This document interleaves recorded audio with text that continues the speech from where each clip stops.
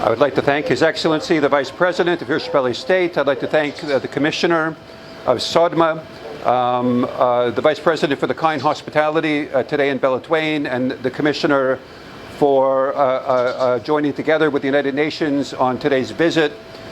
We've come to Beledweyne in order to review and understand the upcoming rainy season, as will be influenced by the global El Nino phenomenon.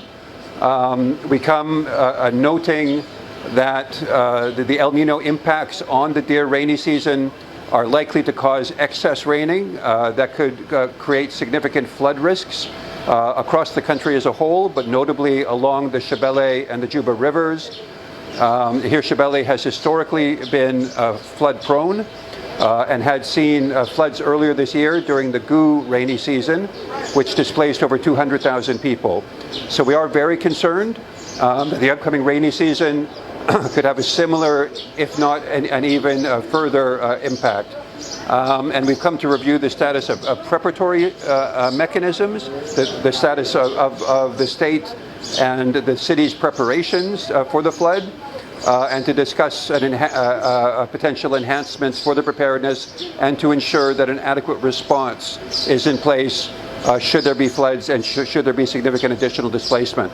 We had the opportunity to visit one IDP camp in Beledweyne and looked at the status of supports that they were receiving both from local stakeholders, from the government, and from the international community. And we had an opportunity to visit embankment work that had been done over the years at the Shebele River to discuss the need for a longer-term flood management strategy and plan for Beledweyne and for the neighborhood as a whole in order to look at what it will take to more sustainably and durably manage flood risks in Hirshabelle State and along the Juba River for the future. So it's been a very insightful visit for myself, so thank you very much. At the same time, it's a clarion call for greater understanding of the likelihood of upcoming floods, and for us all within both the government, civil society partners, and international partners to be best prepared for what's likely to come. It has been referred to as 1 in 100-year flooding, and we will continue from the UN side to mobilize what resources we can additionally in order to support an expansion of the response, the humanitarian response that we currently have underway.